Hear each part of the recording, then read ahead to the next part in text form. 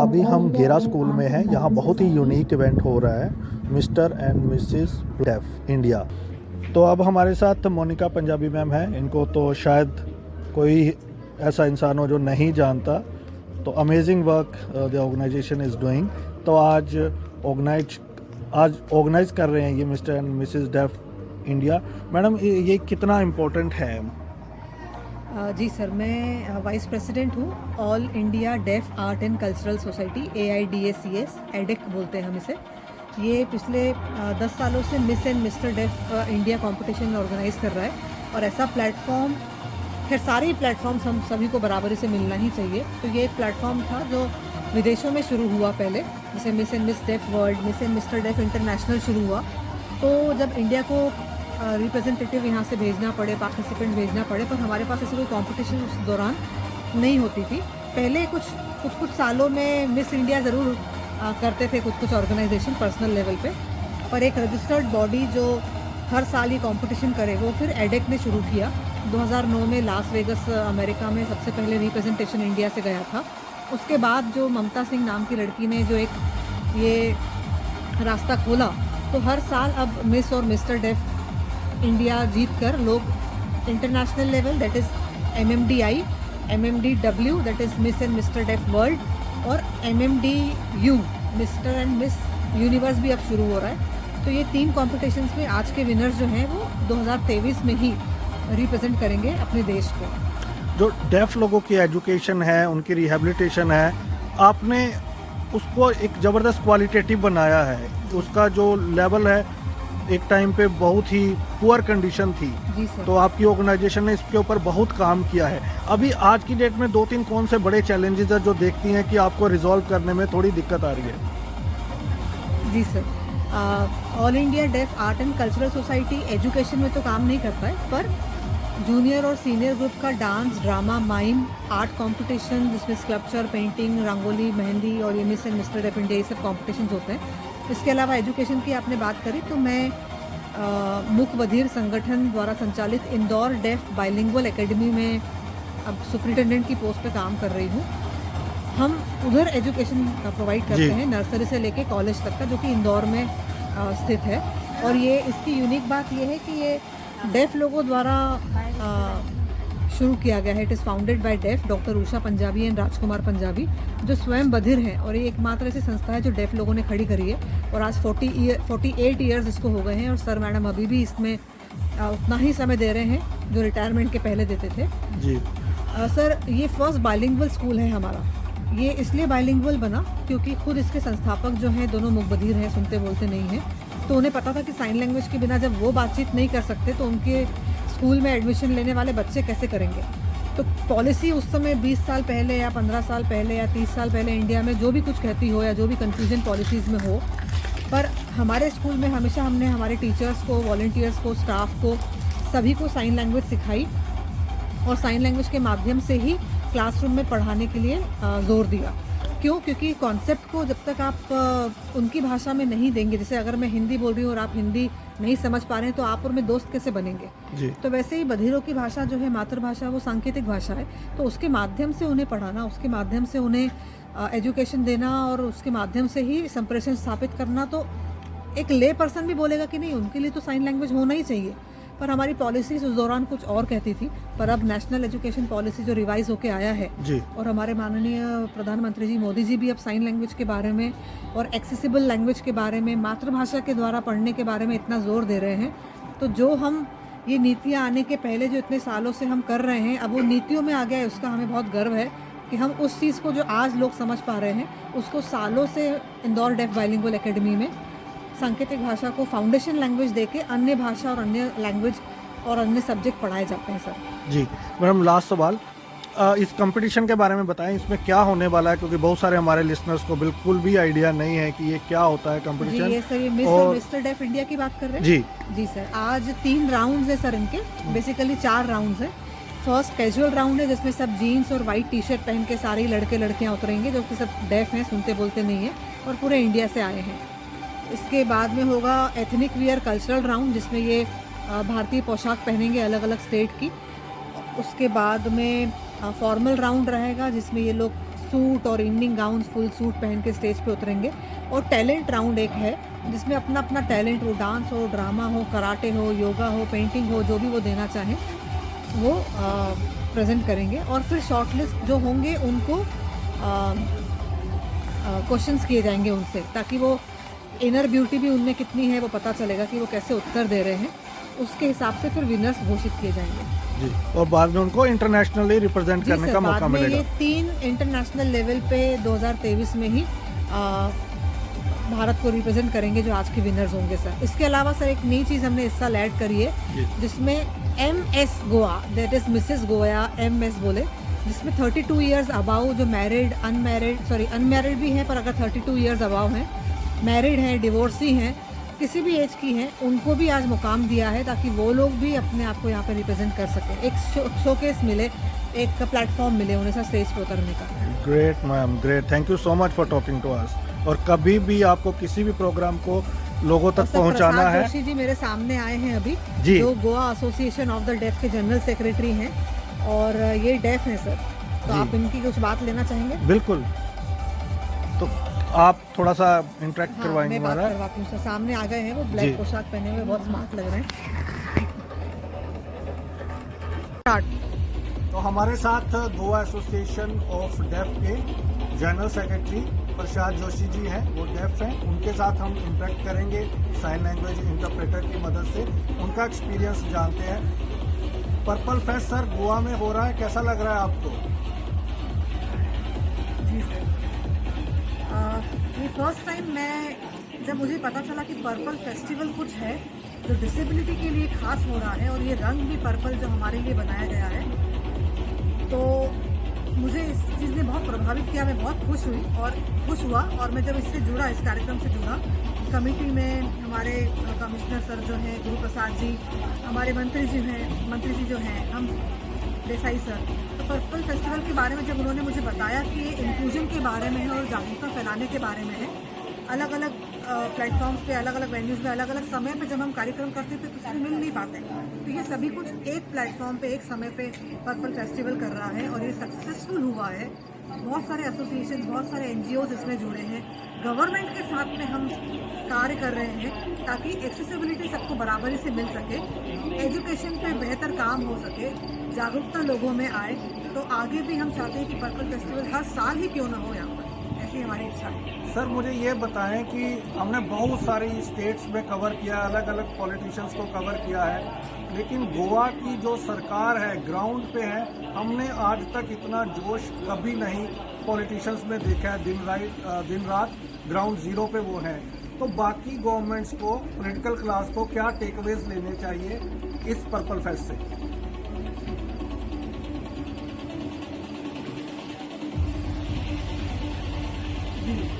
बहुत सारे कारण हो सकते हैं, मुझे पता नहीं उस बारे में, पर गोवा स्टेट जो है एक छोटा स्टेट है हमारा। NGO वहाँ पर हर एक क्षेत्र का एक NGO है, डिसेबिलिटी का एक, डेफ का एक NGO, ब्लाइंड का एक ही NGO है। तो उनके साथ में कोलैबोरेशन गवर्नमेंट के साथ में बहुत नज़दीक तरीके से तुरंत हो जाता है, क्योंकि ऑर्गेनाइजेशन ज़्यादा नहीं है, स्टेट छोटा है। पर फॉर एग्जाम्पल एक स्टेट में किसी और स्टेट में बहुत सारे ऑर्गेनाइजेशन हैं जो बटे हुए भी हैं और यूनिटी उन लोगों में कम है। तो जब फॉर एग्जांपल एक स्टेट में जो चीफ मिनिस्टर हैं वहाँ के, उनके अंडर सोशल वेलफेयर डिपार्टमेंट है, फिर बहुत सारे अलग अलग डिपार्टमेंट्स के बहुत सारे मंत्री हैं, तो वो चेन बहुत लंबी होने से हो सकता है। पर यहाँ पर एक सक्सेसफुल प्लेटफॉर्म और सक्सेसफुल एग्जाम्पल हमने ऐसा सेट किया है जो दूसरों को ज़रूर आपस में मिलना, आपस में साथ में काम करने के लिए प्रेरित करेगा। और डिसेबिलिटी को मैं कहना चाहूँगा कि सबके साथ, सबको एक साथ होना बहुत ज़रूरी है। हर डिसेबिलिटी के लीडर्स को, सबको हाथ में हाथ मिला के अगर वो एक साथ कोई बात अपने स्टेट गवर्नमेंट तक रखेंगे, तो जिस तरीके से पर्पल फेस्टिवल सक्सेसफुल है, वैसे ही दूसरे स्टेट और नेशनल लेवल पे भी क्यों ना इस पर्पल फेस्टिवल को आगे बड़ा रूप दिया जाए। मेरा लास्ट सवाल, मेन स्ट्रीम सोसाइटी को आप क्या मैसेज देना चाहते हैं, particularly for the deaf society, for the deaf community?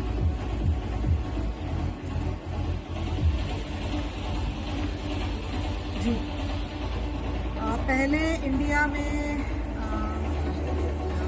Education के क्षेत्र में इतना कार्य नहीं होता था। साइन लैंग्वेज के हमारे पास प्रोफेशनल इंटरप्रेटर्स नहीं हैं, पर अब हमारे पास बेहतर एजुकेशन है पहले से, साइन लैंग्वेज से रिलेटेड कोर्सेज हैं, तो गवर्नमेंट समझ रही है कि साइन लैंग्वेज एक बधिरों की अपनी मातृभाषा है, यह इनकी अपनी भाषा है। तो डेफ लोग अपने आप को अपनी भाषा के द्वारा, साइन लैंग्वेज के द्वारा, अपनी आइडेंटिटी, अपनी पहचान के द्वारा दर्शा सकते हैं, दिखा सकते हैं। अब मैं ये चाहता हूँ कि साइन लैंग्वेज पर बेहतर से बेहतर हर स्टेट में कार्य हो, राष्ट्रीय लेवल पे। हमारे पास देखिए 22 ऑफिशियल लैंग्वेजेस हैं, बहुत सारी, मराठी, हिंदी, अन्य भाषाएं हैं हमारे पास, इतनी सारी। तो साइन लैंग्वेज अभी तक ऑफिशियल लैंग्वेज नहीं है, तो सांकेतिक भाषा को ऑफिशियल लैंग्वेज का दर्जा दिया जाए, इस पे अब हम सबको मिलकर कार्य करना है। डेफ लोग ये नहीं कर सकते हैं, डेफ लोगों की भाषा इतनी ज़रूरी नहीं है, ये कोई न सोचे। इतना प्रचार प्रसार हो हमारे सांकेतिक भाषा का, और इंटरनेशनल लेवल पे हमारे यहाँ के प्लेयर्स हैं, आर्टिस्ट हैं, डेफ लोग जो हैं वो वर्ल्ड लेवल पे जा रहे हैं। तो ये हर क्षेत्र में आगे बढ़ना बहुत ज़रूरी है, और सबको मिलकर काम करते रहना है, कभी भी थमना नहीं है, रुकना नहीं है। Thank you so much.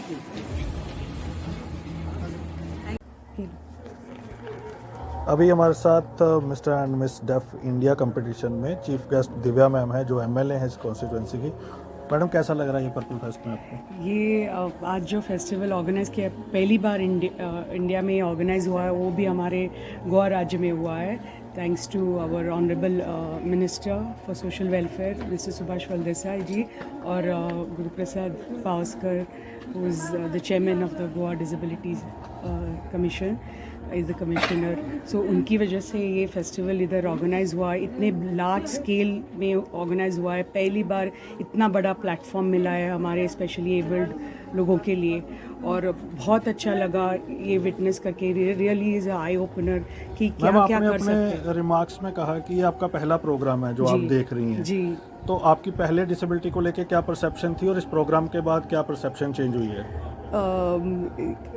मतलब हमारे मतलब मन में एक ये होता है कि जैसे मैंने बोला है, जब ये सर्वे हुआ था, सर्वे में लोगों को लगता है कि कोई डिसेबल्ड है तो वो उतना काम नहीं कर सकता है जो नॉर्मल लोग कर सकते हैं, बट ये परसेप्शन टोटली रॉन्ग है। और जो मैंने आज विटनेस किया है अभी, ये आज तो miss deaf and mister deaf का कंपटीशन था, ये फैशन शो है ये, लेकिन जो बाकी के प्रोग्राम जो इन्होंने आयोजित किए, whether it is cricket tournament और डिफरेंट लाइक रनिंग, ये वो, क्यों कुछ फ़र्क नहीं है।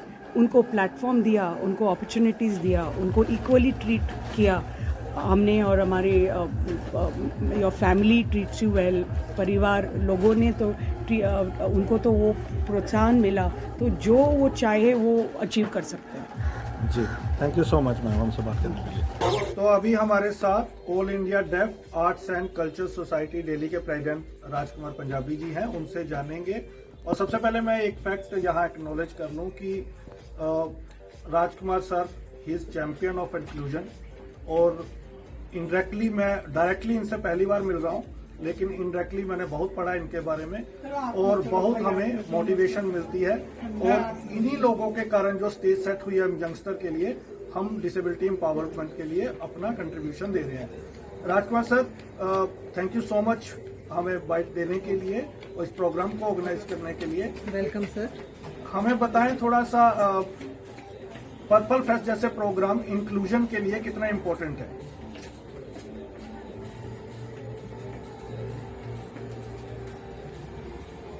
बहुत सारे लोग यहाँ पर आए हैं, आप ब्लाइंड लोग भी आए हैं, हम डेफ लोग भी आए हैं, तो आपसे मैं डायरेक्टली बात नहीं कर पाता हूँ, तो हमें इंटरप्रेटर्स की सेवाएं लगती है, सर्विसेज लगती हैं। अगर इंटरप्रेटर्स नहीं हो तो आप और मैं बात ही नहीं कर पाए एक दूसरे से, तो इसलिए इंटरप्रेटर्स की भूमिका भी मुझे समझ में आती है कि बहुत अहमियत रखती है, और आगे भी हमें एक्सेसिबिलिटी, सभी डिसेबिलिटी को उनके अनुसार देना है। इस इवेंट से हमें, जैसे आप मुझे देख नहीं पा रहे हैं और मैं आपको सुन नहीं पा रहा हूँ, जब हम आपस में डेफ लोगों से बात करते हैं तब इंटरप्रेटर्स की रिक्वायरमेंट नहीं है, पर जहाँ पे डिसेबिलिटी आ रही है, जहाँ पे इतने गेस्ट आ रहे हैं, नॉन डिसेबल्ड लोग भी आ रहे हैं, हमारे चीफ गेस्ट भी आ रहे हैं, तब हम समझ पा रहे हैं कि एक दूसरे की हमारी क्या क्या खासियत है और क्या क्या रिक्वायरमेंट्स हैं। जी। क्या टेकअवेज हैं इस प्रोग्राम से मेन स्ट्रीम सोसाइटी के लिए और डिसेबल्ड सोसाइटी के लिए, क्या टेकअवेज होने चाहिए?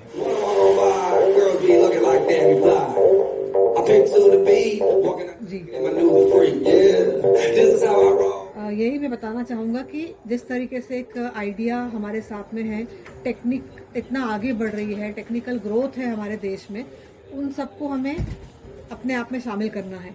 हम लोग जिस तरीके से डेफ टैलेंट को मौका देते हैं, जूनियर और सीनियर ग्रुप्स को, इस तरीके से आपके क्षेत्र में विजुअली इम्पेयर्ड लोगों के लिए हम लोग जब मिलके काम कर रहे हैं तो पर बस मैं देखता हूँ कि आप और हम मिल नहीं पाते हैं। लाइक VI और HI कैटेगरी के हम डेफ लोग जो हैं, हम जानते हैं सद्भावना एक दूसरे के लिए रखते हैं, आप भी डेफ लोगों के बारे में जानते हैं, पर हम बात नहीं कर पाते एक दूसरे से। वो हमें एक लगता है कि एक गैप है, हम आपस में बात नहीं कर पाते हैं। ये चीज़ का मुझे थोड़ा दुख लगता है कि सबसे हम बात कर पा रहे हैं, आप सबसे बात कर पा रहे हैं, हम सिर्फ 2 लोग आपस में बात नहीं कर पाते। जी मैम ने एक पॉइंट रेज किया था कि जो स्पोर्ट्स है डिसेबल्ड का, उसको रिकॉग्निशन मिली है, और चाहे पैरा स्पोर्ट्स हो, अब तो क्रिकेट में भी काफ़ी इम्प्रूवमेंट आई है, कैश प्राइजेस भी दिए जा रहे हैं। गवर्नमेंट से क्या मांगे? जिस तरह के ये टैलेंट हंट शोज हैं, तो गवर्नमेंट से क्या एक्सपेक्ट करते हैं आप? गवर्नमेंट को क्या करना चाहिए इसको प्रमोट करने के लिए, और किस तरह के प्राइजेस अनाउंस होने चाहिए या जॉब्स?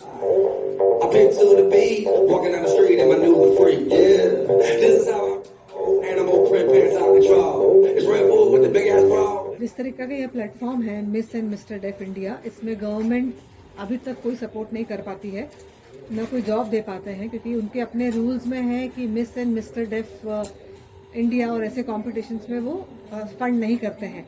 स्पोर्ट्स में करते हैं, दूसरे कैटेगरीज में करते हैं, फिर दूसरे जो कंपनीज होते हैं, लायंस क्लब है, रोटरी क्लब है, ये जो इंटरनेशनल एजेंसीज हैं जहाँ पे काम हो रहा है, वो हमें सपोर्ट करते हैं।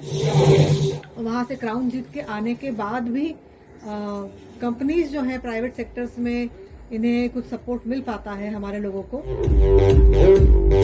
पर गवर्नमेंट से हमारा ये रिक्वेस्ट है, और चीफ मिनिस्टर सर से भी, हमारे यहाँ पे जी इंदौर मध्य प्रदेश CM ने एक बार खुद 3 लाख रुपए एक हमारे विनर को उनके अपने अकाउंट से उन्होंने हेल्प किया था, पर वो गवर्नमेंट की तरफ से नहीं कर पाए थे। पर उन्होंने कैश प्राइज हमारे यहाँ के एक विनर को 3 लाख रुपीस दिया था, पर that was from his own personal thing, not from the government sector. तो वो होना चाहिए। थैंक यू सो मच हमसे बात करने के लिए। Keep the good work going, और कभी भी किसी भी प्रमोशन के लिए, अवेयरनेस के लिए रेडियो उड़ान की अगर जरूरत हो तो हमें याद कीजिए, हम हमेशा आपके साथ रहेंगे। Thank you so much. Thank you so much sir, बहुत खुशी हुई आपसे मिलकर। अभी फरवरी में सर आपकी जानकारी में बताना चाहेंगे कि नेशनल गेम्स करवा रहे हैं, national games of the deaf 25th national में, हाँ, और बच्चों का जूनियर का 14th national games of the deaf Indore में हम लोग करवा रहे हैं मध्य प्रदेश में, जिसमें लगभग 2500 डेफ प्लेयर्स, सब जूनियर और सीनियर 3 कैटेगरीज में सिर्फ डेफ स्पोर्ट्स के लिए हमारे यहाँ पे आएंगे, जिसमें सारे wrestling, badminton, athlete, swimming, hockey, सारे गेम्स जो हैं हमारे यहाँ पे होने वाले हैं। उसकी जानकारी आपको मैं दे रहा हूँ, तो आप इनवाइटेड हैं, आप आए सर, उस न्यूज़ को भी कवर करें। बिल्कुल sir, we will love to be part of that event. I will get in touch with और वहाँ से भी जो प्लेयर्स होंगे जो जीतेंगे, वो जिस तरीके से पहले अभी रिसेंटली ब्राजील जाकर आई है कंटिजेंट बहुत बड़ी डेफ की, उस तरीके से आगे इसके विनर जो हैं वो एशियन गेम्स में, डेफ एशियन गेम्स में और डेफ ओलंपिक्स में जाने वाले हैं। जरूर sir, we will love to be part of that event. अब पैरा ओलंपिक्स में डेफ नहीं होते हैं, डेफ ओलंपिक्स अलग से डेफ लोगों के लिए डेडिकेटेड ओलंपिक्स है जी। आप आमंत्रित हैं सर उसमें। Thank you sir, thank you, will surely be part of that. Thank you sir.